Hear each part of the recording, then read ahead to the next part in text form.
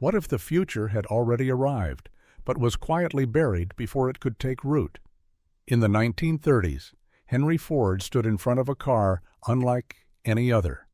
Its sleek panels weren't made of steel, but of something far stranger: hemp. Ford had envisioned a world where automobiles were grown, not forged. A future where farm fields, not factories, were the foundation of industry. That car, built from hemp plastic and powered by hemp ethanol, was 10 times stronger than steel and 1,000 pounds lighter than its metal counterparts. In archival footage, Ford himself struck it with a sledgehammer. It didn't dent. This wasn't science fiction. It was a working prototype. The vision was elegant, biodegradable, renewable, stronger, lighter, and far cheaper than anything built from oil. An acre of hemp could outproduce 4 acres of trees in raw cellulose, and it could do it in a single season. The industrial possibilities were vast: construction materials, consumer goods, vehicle parts, all derived from a crop humans had cultivated for centuries. But the world never saw that future. In 1937, the Marijuana Tax Act rendered hemp cultivation economically impossible in the United States. Technically, hemp wasn't outlawed, but the regulations were so burdensome, so laced with taxes, paperwork, and legal threats, that the crop vanished from American fields. This wasn't coincidence. Behind the curtain stood the chemical giant DuPont, heavily invested in synthetic fibers and petroleum-based plastics. Their interests were threatened by hemp's promise. Their influence reached the highest levels of government. Secretary of the Treasury Andrew Mellon, whose bank had financed DuPont's ventures, had a family connection to the head of the Federal Bureau of Narcotics, Harry Anslinger. Anslinger launched a nationwide campaign against marijuana, blurring the line between the intoxicant and its industrial cousin. Fear spread. Hemp, once a staple of American agriculture, became taboo. Ford's vision dissolved. The car was dismantled, the science forgotten. Decades later, as oceans fill with plastic and landfills grow like tumors on the landscape, we look back on what might have been. A single suppressed material, abandoned in favor of petroleum, could have changed everything. Billions of tons of plastic waste might never have existed. Entire industries, plastics, construction, packaging, could have evolved in a more sustainable direction. Instead, the momentum of profit prevailed. Synthetic won over sustainable. What threatened industry was silenced. This isn't a story about hemp, it's about a pattern. Ideas that disrupt are often greeted not with applause, but with quiet burial. The question is not whether we can innovate, it's whether we're allowed to. How many ideas have we lost? How many futures have we delayed? Ford's hemp car was more than a machine. It was a seed of possibility, smothered before it could grow. And that's where our story begins. It started with a quiet meeting in Geneva, a gathering of men in suits, speaking softly about brightness and darkness. The year was 1924. The world was still glowing with the promise of electricity. Cities lit up like constellations, homes gleamed. The electric light bulb had become a symbol of progress, of human mastery over the night. But beneath the brightness, a shadow was forming. In that meeting, the world's major light bulb manufacturers, Philips, GE, Osram, formed a secretive cartel. Its name, Phoebus. Its mission, to ensure that light bulbs would fail. At the time, bulbs could last over 2,500 hours. Some experimental models ran for over 100,000. But that was a problem. A bulb that lasts a lifetime is bought only once. To preserve profits, the cartel set a new standard. No bulb should live beyond 1,000 hours. Companies that broke this rule were fined.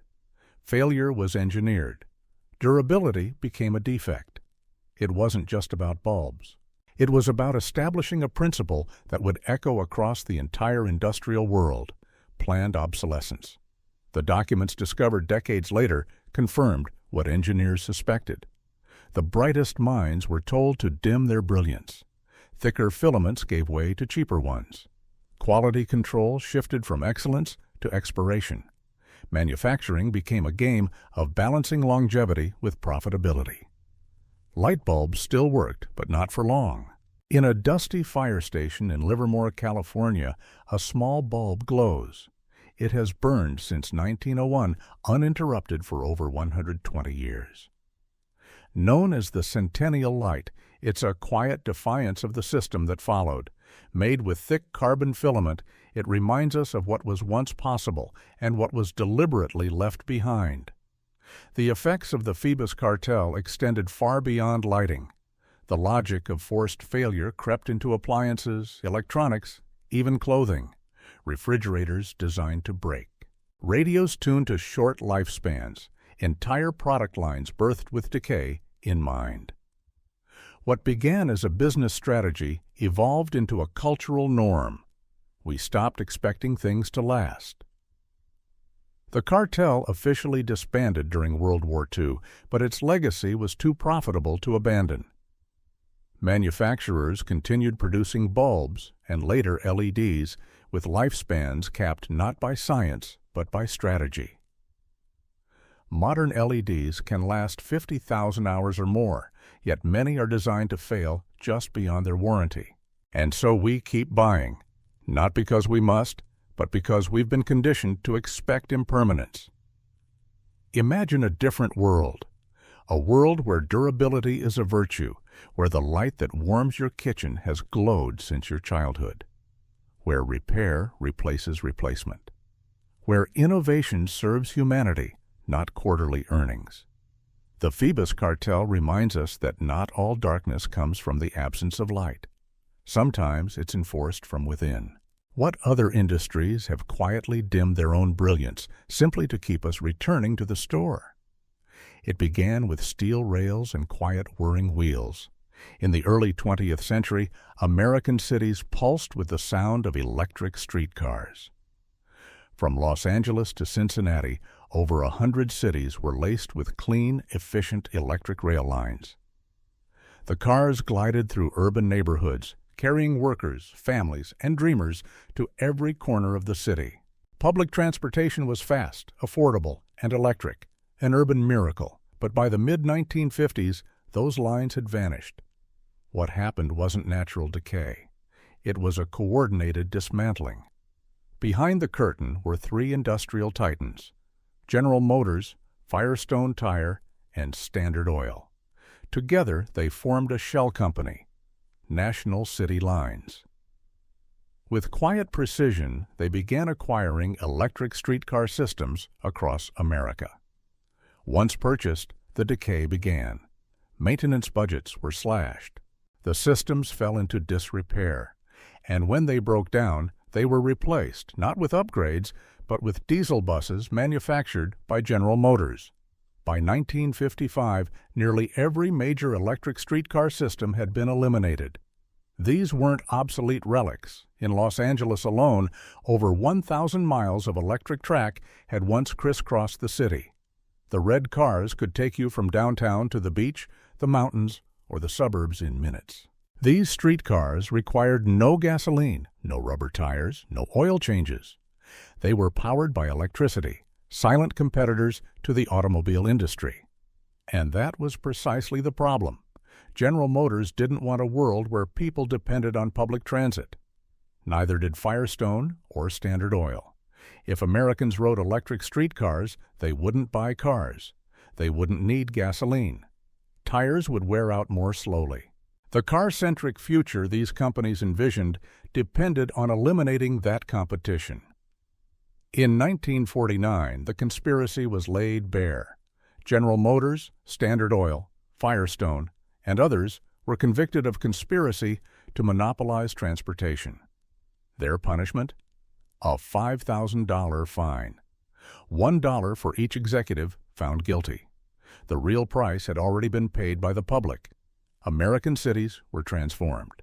The sprawling suburbs that define modern life emerged in part because efficient public transit had been deliberately removed. Traffic, smog, and gridlock became the norm. The cultural assumption that every adult must own a car became entrenched. And the billions of barrels of oil burned in the decades since? That, too, was part of the cost. We often imagine that progress moves in one direction, that the world slowly improves layer by layer. But this story reminds us that not all change is forward. Some revolutions are reversed. The destruction of the streetcar was not about innovation, it was about control. It asks us to consider how many of the systems we live within were designed not for our benefit, but to keep us consuming, commuting, and compliant.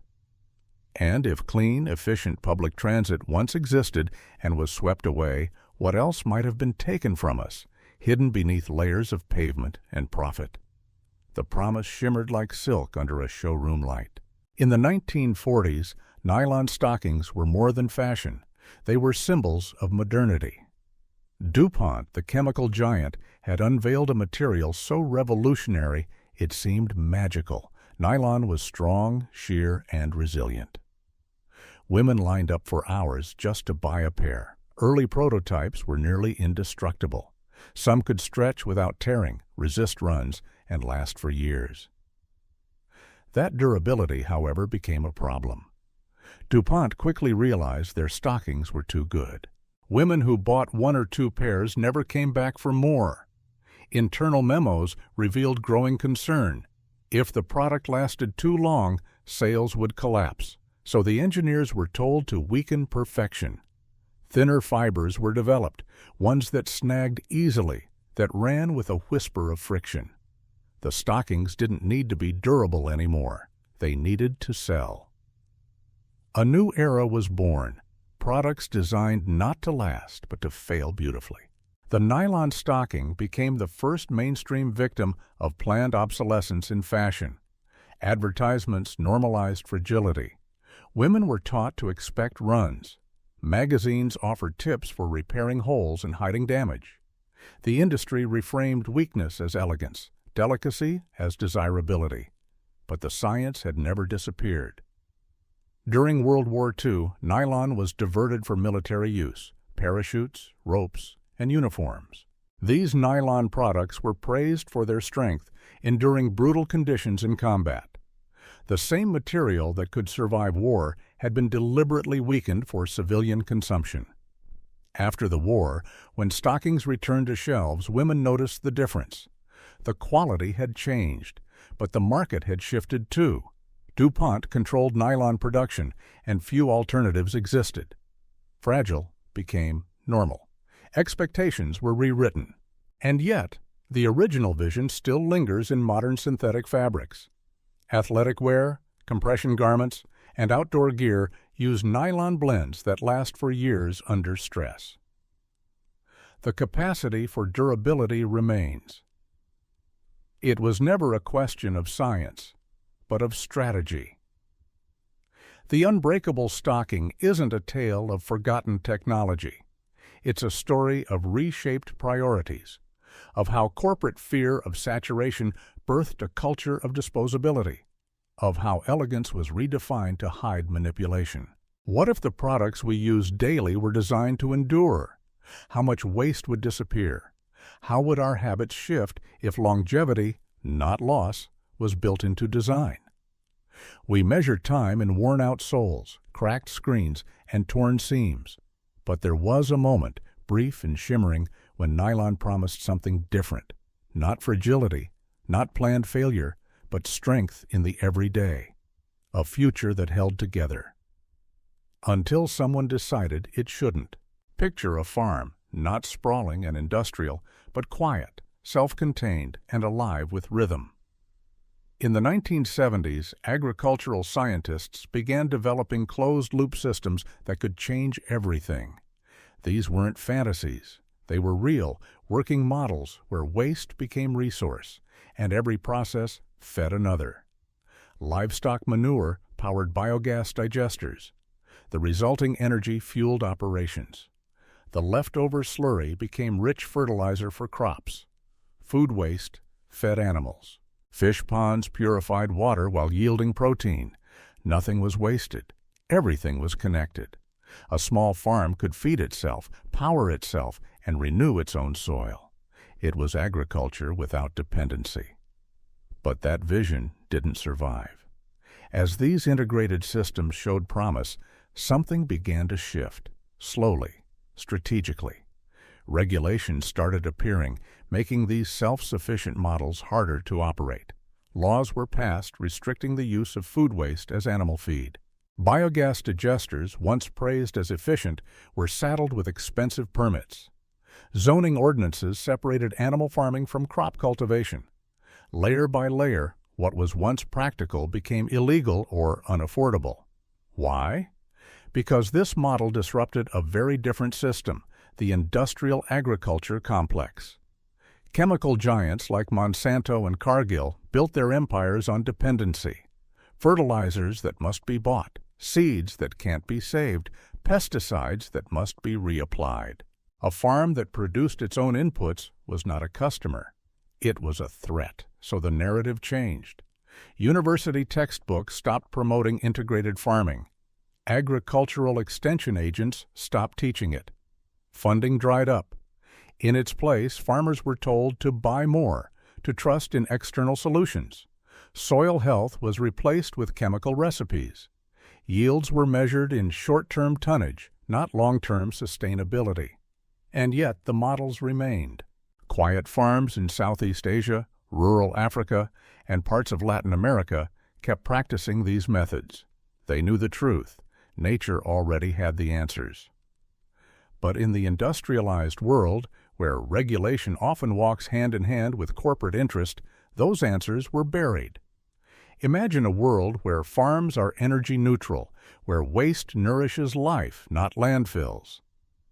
Where farmers own their cycles instead of leasing them season by season from multinational suppliers. It was possible. It still is. But it requires a different kind of power, one not easily purchased or lobbied for. The power of independence. The kind that doesn't just feed people, but frees them. And maybe that's what made it so dangerous. In a society shaped by scale and profit, self-sufficiency is often framed as quaint. But maybe it's the future we buried too soon. And the question remains, if farming could be clean, closed, and complete, why was it pushed to the margins? What does it say about the systems we've built when nature's balance is outlawed and dependency is incentivized? It started with a flicker on a microscope slide, something no one was supposed to see. In the 1930s, Royal Rife, a brilliant but unconventional researcher, claimed he had built a microscope unlike any before it.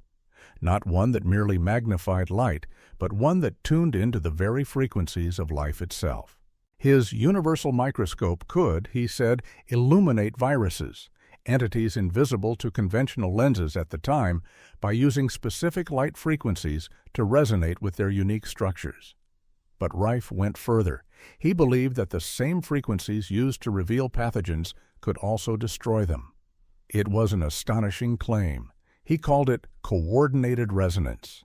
Just as a singer's voice can shatter glass by matching its frequency, Rife suggested that carefully calibrated electromagnetic frequencies could rupture bacteria and viruses, leaving healthy tissue untouched.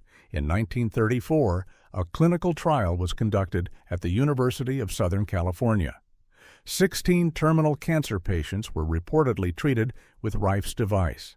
According to the team, 14 of them were cured. And then silence. Support vanished. Funding dried up. Laboratories were vandalized. Rife's equipment was destroyed. His reputation, once promising, was dismantled piece by piece. The scientific community turned away, not through debate, but through disappearance. Some pointed fingers at powerful figures like Morris Fishbein, head of the American Medical Association, who allegedly tried to buy rights to Rife's work. When Rife refused, the story goes, the backlash began. Whether or not every detail of this narrative is accurate, the pattern is unmistakable. A potential breakthrough was met not with inquiry, but with erasure. The question of whether Rife's microscope truly worked remains tangled in controversy. The science was never replicated under modern peer review. No major institution ever fully tested his device, but the intensity with which his work was suppressed raises its own questions. If it was nonsense, why the need to destroy it? If it was fraudulent, why not disprove it publicly? Instead, it was buried. Today, we live in a world where treatments for illness are overwhelmingly pharmaceutical. And while many of those treatments save lives, they also generate trillions in revenue. A simple, non-invasive frequency therapy, if it worked, would upend that model entirely. So we're left wondering, not just about Rife's machine, but about the broader dynamic it represents.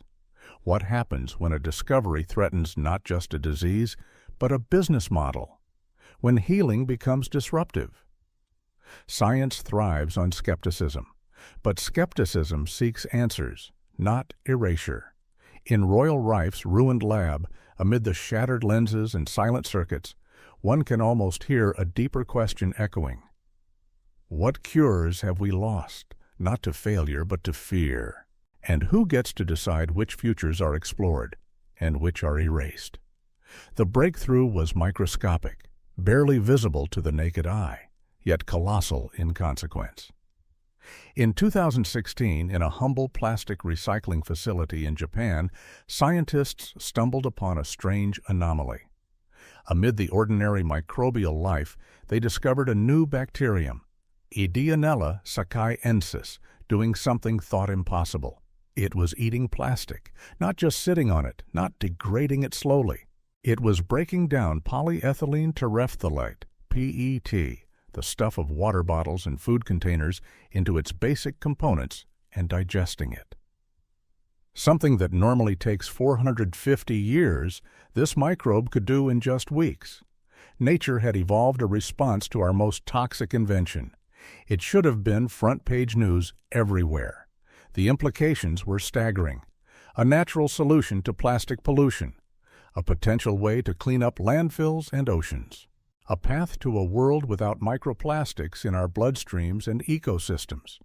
Scientists quickly identified the key, an enzyme within the bacterium that performed the breakdown. In labs, they tweaked the enzyme, engineered it to work faster, even at room temperature. Progress came fast, hope was high. Then it slowed. Funding dried up, grants were rejected, collaborations fizzled, media interest faded. Development continued in a few quiet corners of academia, but nothing like the scale such a discovery demanded. Why? Because a solution that destroys plastic undermines the industries that profit from its permanence. The global recycling industry, a multi-billion-dollar operation, depends on the illusion that plastic is recyclable. In truth, most plastic isn't. It's downcycled, not truly reused. If bacteria could biologically erase the need for these facilities, the infrastructure and the narrative would collapse. Meanwhile, oil companies, whose product provides the base for most plastics, stood to lose a significant revenue stream. Plastic production consumes nearly 8% of global oil output. The cheaper, cleaner breakdown of plastics threatens that dependency. There's also the issue of waste itself. Municipalities and corporations have spent decades building systems around landfilling and incineration. A new approach, especially one led by nature, doesn't fit easily into those business models. And so the microbe waits. Not in nature, it thrives there, adapting, evolving. But in policy meetings, in stalled research, in cautious investments. It waits while plastic chokes rivers and swirls in ocean gyres, while beaches glitter with petrochemical residue. This tiny organism asked a big question. What if the Earth is already trying to save itself? And are we listening? Or are we, once again, ignoring the quiet genius of life because it doesn't turn a profit? The bacteria that eats plastic is not just a scientific curiosity. It's a symbol of what could be if we allowed solutions to flourish, of the potential lying dormant, not in labs, but in neglected Petri dishes and silenced proposals. What other answers are we walking past because they don't serve the right system? Sometimes the smallest discovery carries the biggest truth. Nature adapts. The real question is, will we? Beneath the soil, a secret network has always been at work. Invisible to the eye, yet vital to life, mycorrhizal fungi form symbiotic relationships with the roots of nearly every plant on Earth. These delicate filaments stretch for miles beneath our feet, binding ecosystems together. They connect tree to tree, plant to plant, acting like underground neural pathways. Sharing nutrients, transmitting warnings, and nurturing growth. In the 1940s, agricultural researchers made a startling discovery. These fungi could revolutionize farming. Plants partnered with mycorrhizae were healthier, more resilient, and needed far less fertilizer. Yields increased dramatically, 20 to 40% in some trials, without the use of synthetic inputs. Drought resistance improved. Pesticide use plummeted. Nature, it seemed, had already engineered the perfect fertilizer. But just as this promise was coming into view, industrial agriculture turned another way. Rather than nurture this delicate underground alliance, chemical farming practices began systematically destroying it. Deep tilling severed fungal networks. Monocropping starved them of diversity. And most destructively, the fertilizers, pesticides, and herbicides flooding the fields were toxic to the very fungi that made plants thrive naturally. It wasn't an accident. It was convenience, marketed as progress. Companies like Monsanto and DuPont weren't just selling chemicals, they were selling dependency. If farmers relied on synthetic fertilizers every season, if crops couldn't grow without external inputs, the revenue stream would never end. A soil rich in living relationships would threaten that model. So agricultural colleges, funded by chemical giants, taught students to trust in products, not in the invisible web of life beneath their boots. Extension programs promoted methods that eroded the very foundation of soil health. By the 1980s, industrial agriculture was deeply entrenched and deeply disconnected. Today, most farmland is a biological desert. Fungal networks have been broken. Microbial life is scarce. And the cycle continues, more chemicals to compensate for the damage caused by the last round. But the knowledge was never lost. Regenerative farmers, ecologists, and soil scientists have kept the torch alive. They speak of compost teas, no-till methods, cover cropping, and fungal inoculation, ways to bring the soil back to life. Because soil is not dirt, it's a living system, and like all living systems, it remembers. What if we stopped feeding the soil chemicals and started feeding its intelligence? What if the greatest agricultural breakthrough of the last century was not synthetic, but symbiotic? In the web of fungi beneath our feet lies a simple truth. Cooperation builds resilience. Nature doesn't farm with force, it farms with relationship. Perhaps the real revolution isn't new technology, but ancient biology we've only just begun to understand.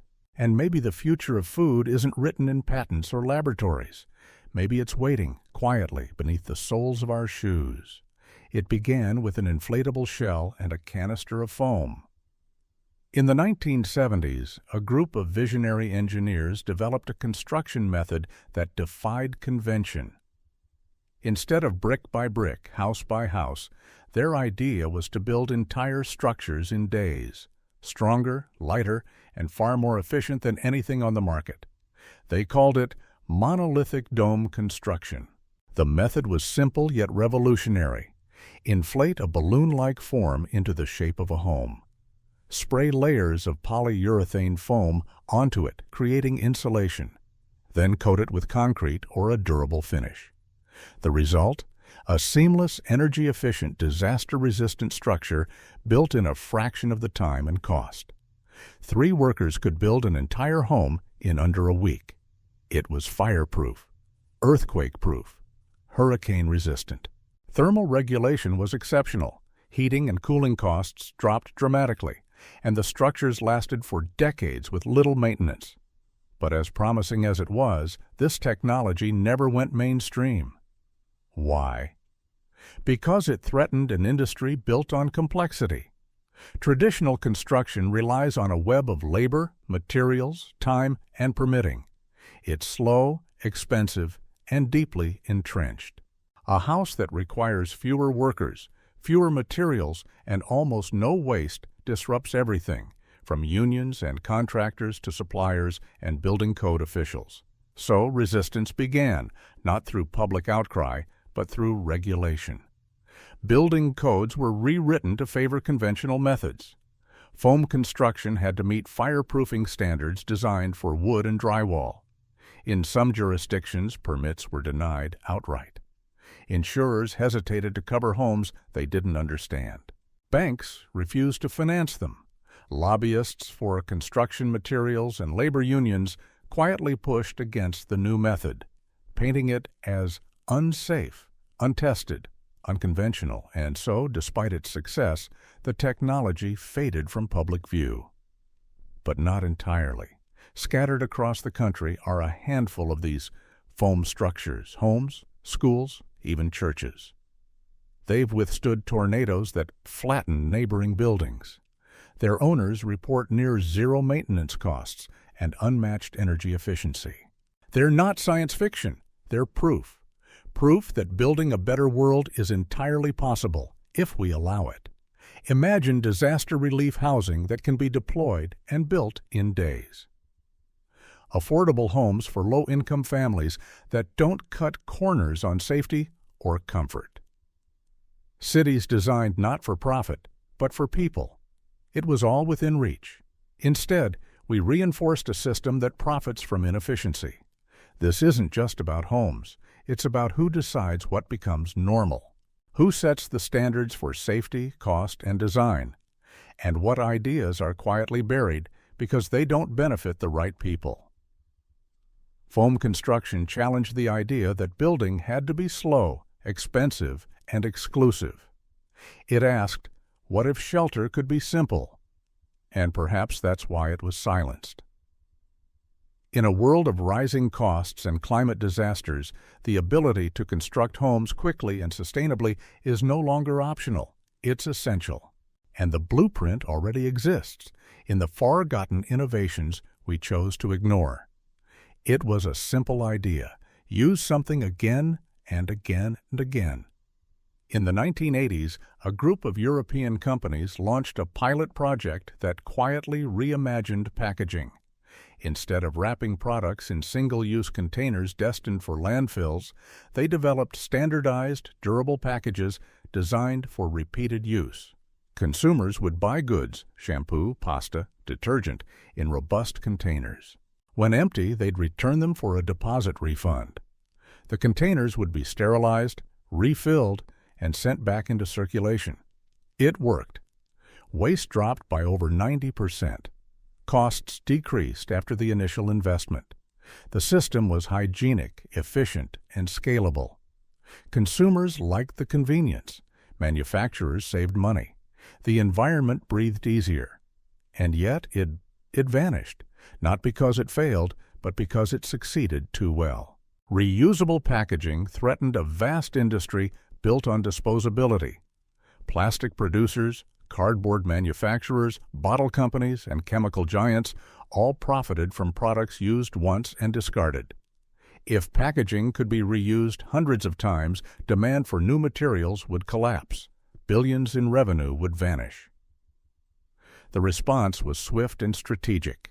Advertising campaigns began warning about the dangers of dirty, reusable containers. Despite the fact that the cleaning systems were more rigorous than those for restaurants or hospitals, the seed of doubt was planted.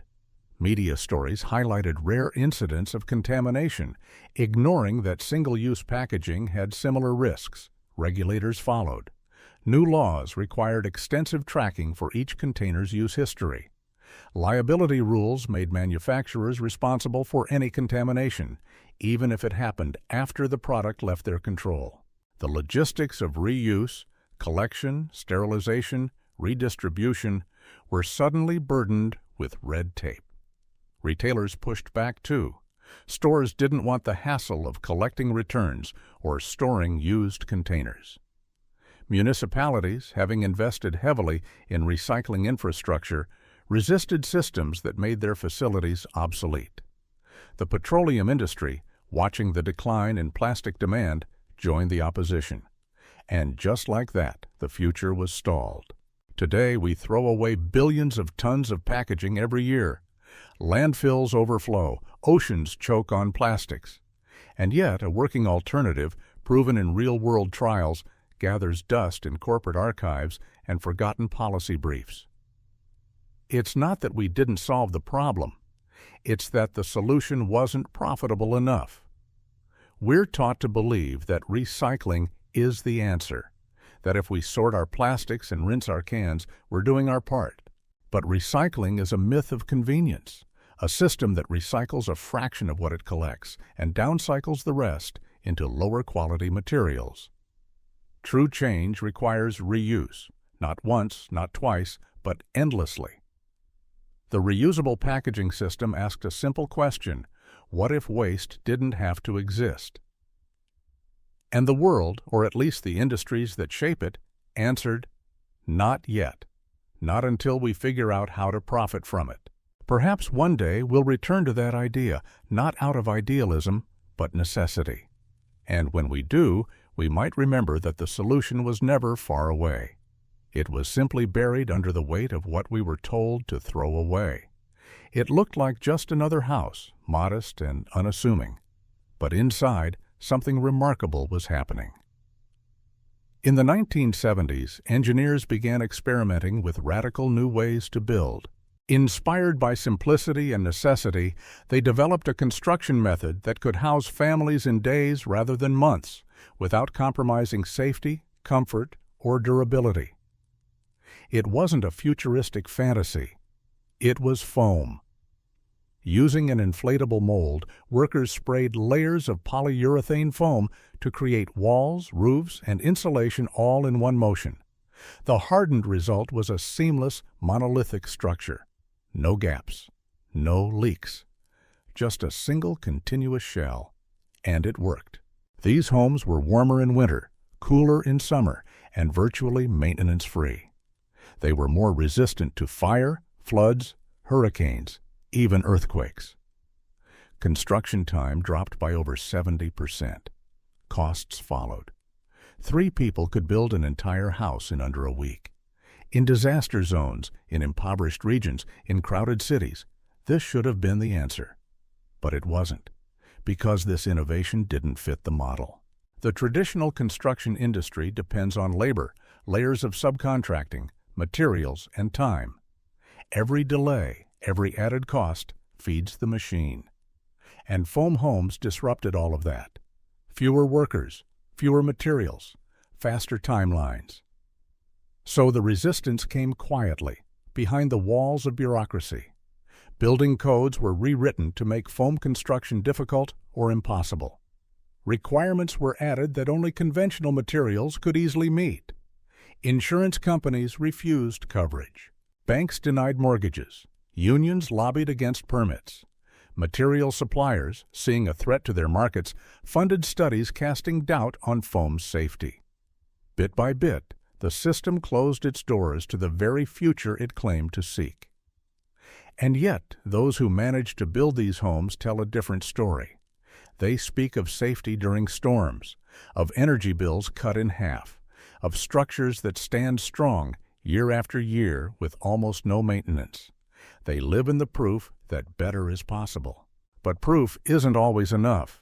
In a world ruled by inertia and vested interests, innovation is often measured not by its brilliance, but by who it threatens. Foam homes offered shelter, speed, and sustainability. They could have transformed housing in disaster relief zones, slums, and communities priced out of the conventional market. Instead, they were framed as fringe, odd, untrustworthy. And so the old ways remained, slow, expensive, and fragile. How many people sleep in cars, tents, or unsafe buildings while technology that could shelter them gathers dust in the archives? How many answers do we dismiss because they don't fit the established mold, literally and figuratively? In the quiet corners of engineering labs and forgotten patents, the future still waits, not for discovery, but for permission. There is a story we tell ourselves about progress, that the best ideas naturally rise, that innovation is rewarded, that solutions spread because they work. But sometimes the most promising breakthroughs are the ones we never hear about.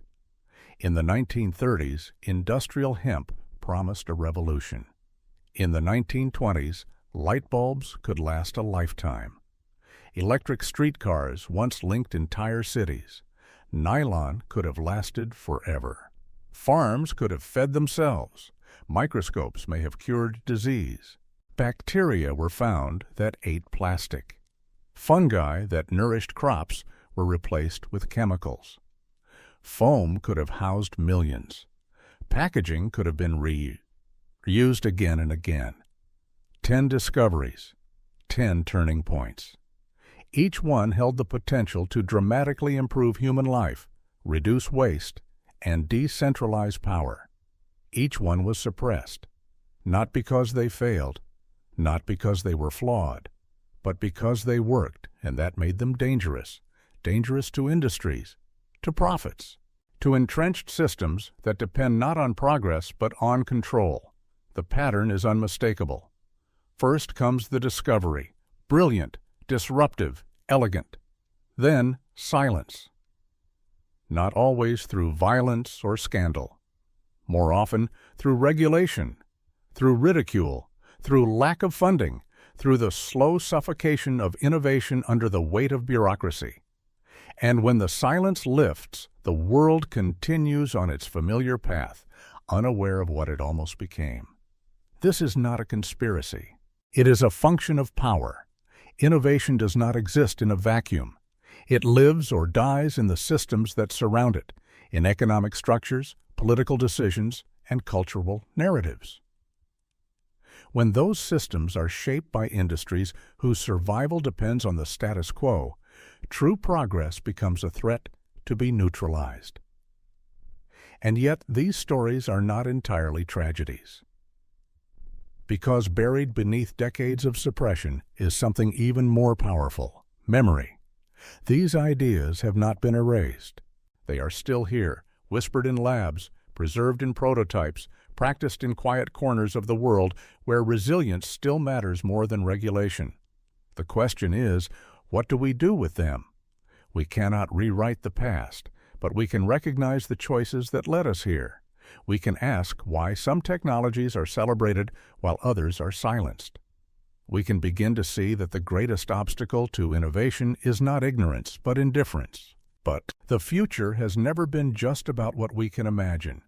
It's about what we're allowed to build, and the battle for that permission is not fought in laboratories, but in courtrooms, legislatures, boardrooms, and hearts. Will we choose convenience over consequence? Profit over possibility? Or will we finally ask, what kind of world are we building? Not just with our hands, but with our choices. The answers we need may already exist. They're just waiting to be remembered, waiting for someone to listen. It began with a pattern, an uncomfortable repetition hiding in plain sight. A breakthrough emerges. A possibility takes shape. It threatens no one, but promises much. Then, slowly, it disappears. Hemp, bulbs, streetcars, nylon, fungi, bacteria, foam, frequencies. Again and again, the cycle repeats. It would be easy to believe this is simply the way of things, that not all ideas catch on, that the market decides, that practicality prevails. But that story ignores the gatekeepers.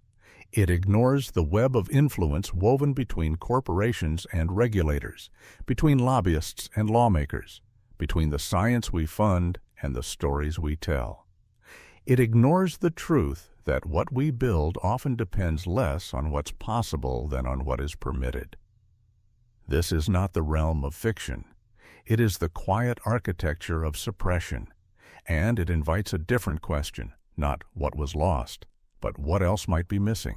How many solutions sit idle in the notebooks of retired engineers?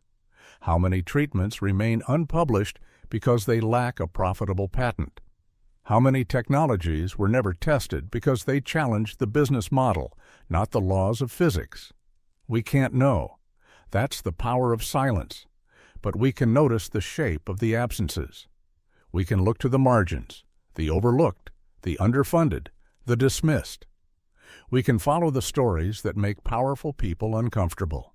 We can ask harder questions when something that works vanishes without a trace. And most of all, we can resist the lie that inevitable means unchangeable. Because beneath every suppressed discovery lies a deeper possibility, that we could choose differently. We could decide that durability matters more than turnover, that sustainability matters more than short-term gain, that decentralization is not a threat but a safeguard. We could choose to build a world where knowledge flows freely, where innovation is measured not by market share, but by benefit to life.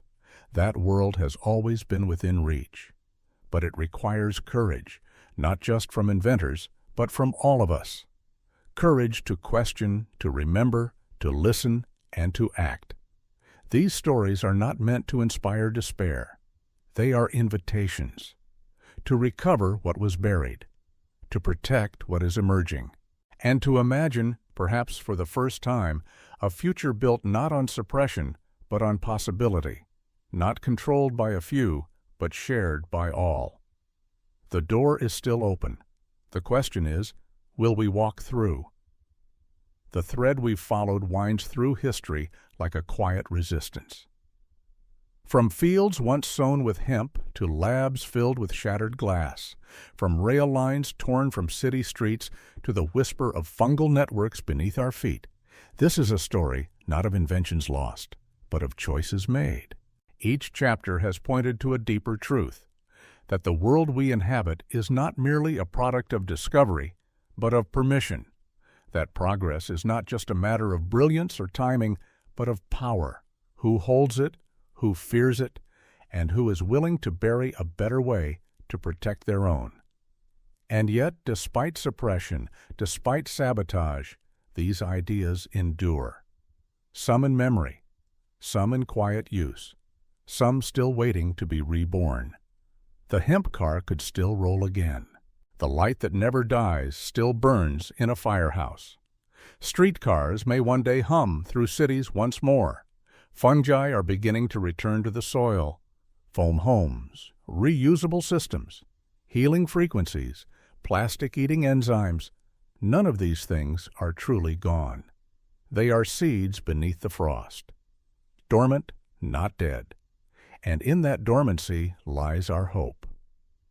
Because the systems that buried these discoveries were never permanent. They were built to protect profits, not people. But people can change systems. And people can remember.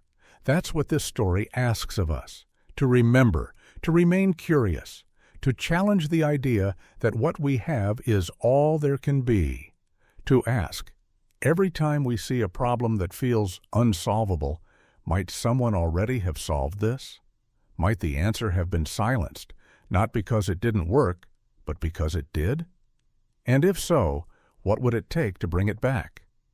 We end not with despair, but with responsibility. Because now you know. You know that the light was dimmed on purpose, that the wheels were stopped, that the thread was cut.